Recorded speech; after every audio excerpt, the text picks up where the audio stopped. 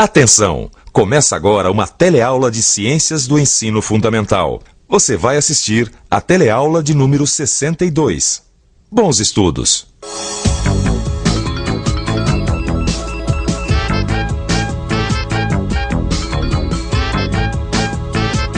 Desde que começamos a existir dentro do corpo de nossas mães até o momento da nossa morte, o nosso coração não para de bater. Independente da nossa vontade, o nosso coração está sempre em atividade. Alguma vez você já pensou sobre isso? Em como o batimento cardíaco é fundamental para a nossa vida? Na teleaula de hoje você vai ver como é a respiração dos seres humanos, dos animais e das plantas. E vai ainda aprender o que é e como funcionam os órgãos que fazem parte da circulação do sangue. Respire fundo e boa sorte. A nossa teleaula já está começando.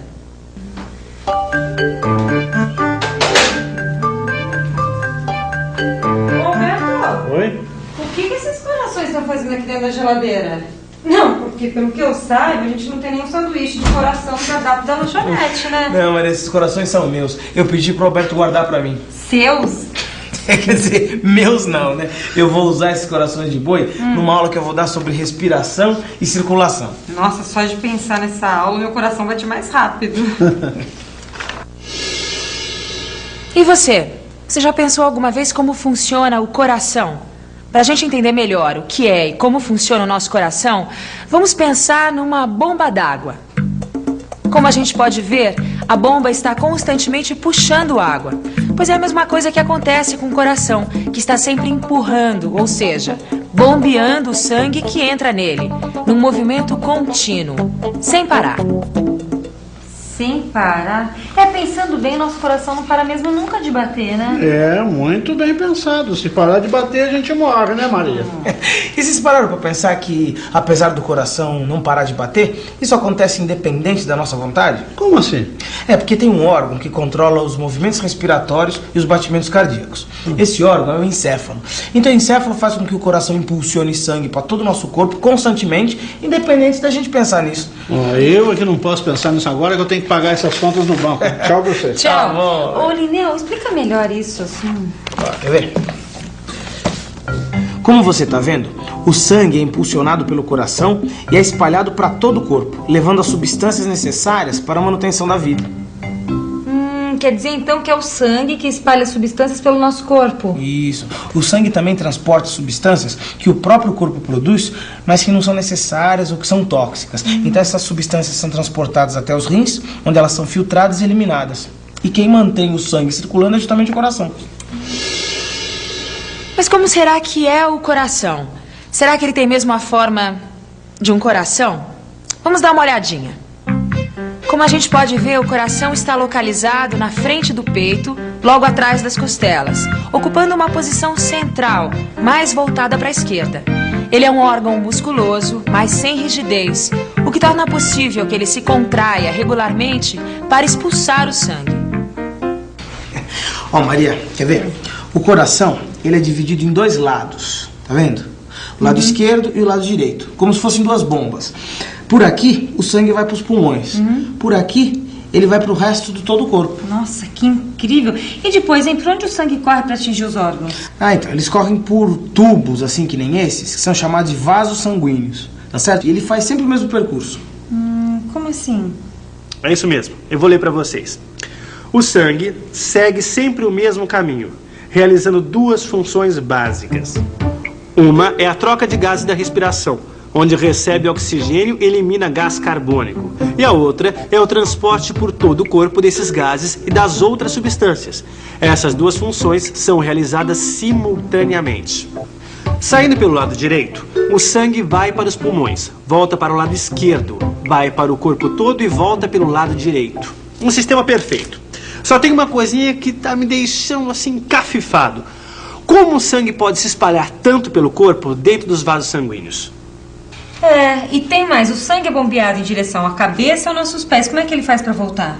Calma, Maria, calma. Vamos com calma, quer ver? Dá uma olhadinha aqui. Tá vendo? O sangue sai do coração por esses vasos bem grossos, chamados de artérias. Eles vão se ramificando em outros vasos mais finos, até ficarem mais finos que um fio de cabelo. Por isso são chamados de capilares. E são nesses vasinhos que o sangue é encontrado nas extremidades dos dedos, na pele, no branco dos olhos. Não, até aí tudo bem. O sangue chega nas extremidades pelos vasinhos. Mas como é que ele volta? Bom, então é o seguinte, sem sair dos capilares, o sangue vai se juntando em vasos de calibre cada vez maior, que são as veias, e assim ele volta para o coração. Essas veias, por sua vez, têm pequenas válvulas no seu interior que impedem que o sangue volte aos órgãos e obrigando que ele continue o trajeto em direção ao coração. E além disso, elas são envolvidas por músculo dos braços e das pernas que auxiliam o rebombeamento do sangue ao coração, sem que o sangue retorne aos capilares. Quer ver, Maria? Vamos dar uma olhadinha aqui no coração. Olha, o coração também tem umas válvulas parecidas com as da bomba d'água que obrigam o sangue a seguir num único sentido. Bom, falando em sangue, você já imaginou alguma vez como ele é constituído? Como a gente já sabe, o sangue é um líquido vermelho que é a cor de uma das substâncias que o compõem. É a única que vemos e é responsável pelo transporte de oxigênio. Além dessas, há outras substâncias de cor clara que defendem o organismo, protegendo dos cortes e dos seres estranhos que podem nos causar infecção. Essas substâncias claras são em menor quantidade e sua cor não aparece a olho nu. 5 litros de sangue? Uma pessoa adulta tem cerca de 5 litros de sangue. Ele nem sempre é igual. O sangue é um meio de transporte para tudo que circula pelo corpo, como água, remédios, alimentos, hormônios das glândulas. Por onde ele passa, recebe novas substâncias e fornece outras. Portanto, sua composição não é sempre a mesma em todos os lugares do corpo. Mas agora, o que será que a respiração tem a ver com tudo isso?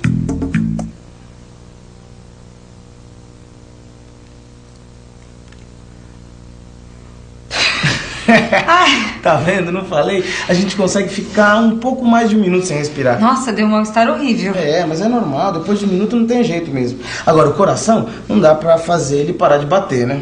Sei, mas assim como o coração bate independente da nossa vontade, a gente também respira sem pensar, quer dizer, independente da nossa vontade, né?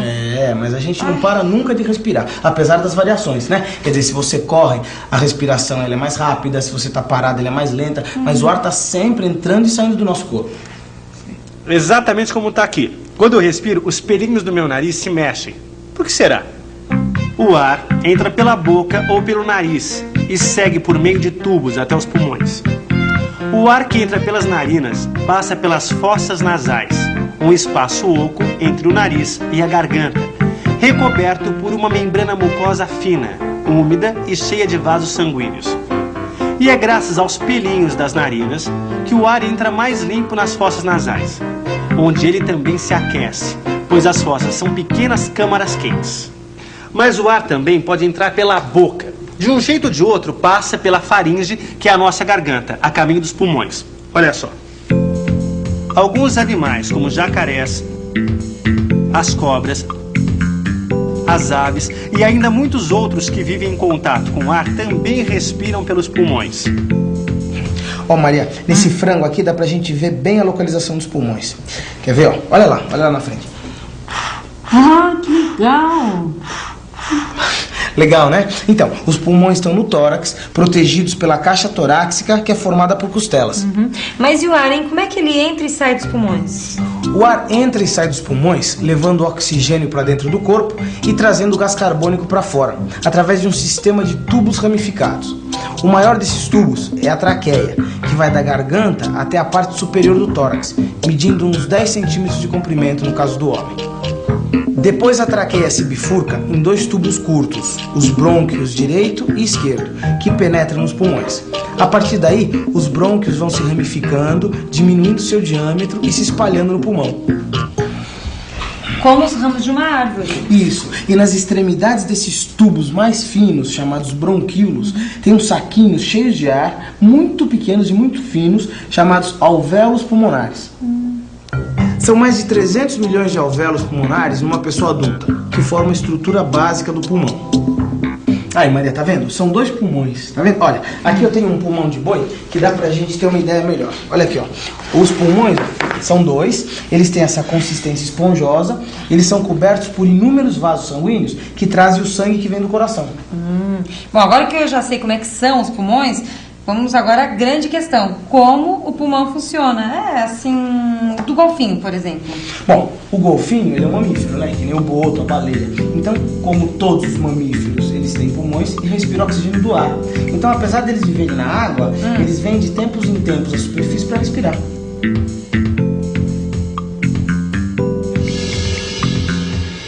Feche os olhos e inspire profundamente. Sinta o que acontece com o seu tórax. Agora, respire todo o ar que puder e sinta em que momento os músculos se contraem. Fazendo isso, você vai poder perceber o caminho do ar até chegar nos pulmões e vai sentir o principal músculo da respiração, o diafragma. Uma membrana fortíssima que se estende na base da caixa torácica, separando os órgãos do peito, o coração e os pulmões, e os órgãos da barriga, como o estômago e o fígado.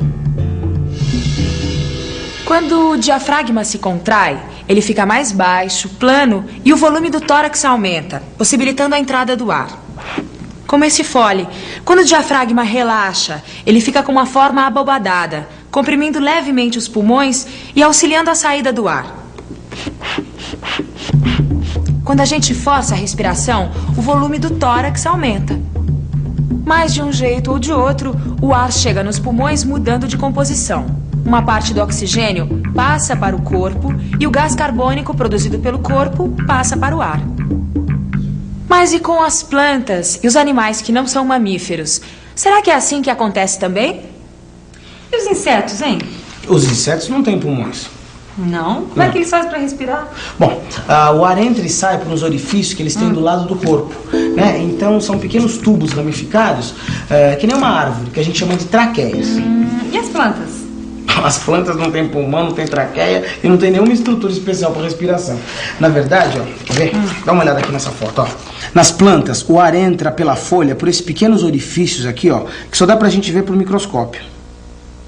Plantas não têm pulmões ou traqueias. Já os insetos têm traqueias. Mas e no mar? Como será? Nos ambientes aquáticos, os animais utilizam oxigênio dissolvido na água. Os peixes possuem brânquias, que na maioria das vezes ficam cobertas na parte posterior da boca. Camarões e lulas também possuem brânquias, mas em outras partes do corpo. E tem ainda os anfíbios. Conforme o próprio nome diz, esses animais possuem duas fases diferentes de vida. Em cada uma, as formas de respiração são bem diferentes. A primeira parte da vida vive na água, respirando por brânquias. E quando eles se tornam adultos, adquirem pulmões e vivem na terra. Bom, mas dá licença que eu vou falar tudo isso para os meus alunos. Ah, quer dizer que a aula acabou e a Maria finalmente vai trabalhar. É, né? E você que tal rever tudo que a gente viu na aula de hoje, hein? E atenção, se liga aí que é hora da revisão. Na teleaula de hoje, você viu que o coração funciona como uma bomba ritmada, empurrando sangue para o corpo todo. Viu que o sangue circula dentro de vasos recebendo oxigênio e eliminando o gás carbônico. Viu que o sangue sempre flui no mesmo sentido, graças às válvulas do coração e às veias. Viu também que o sangue leva oxigênio para todos os lugares do corpo. E viu ainda que muitos seres vivos obtêm oxigênio através de pulmões, mas que existem outras estruturas para a respiração. Agora é com você. Abra o seu livro e bons estudos.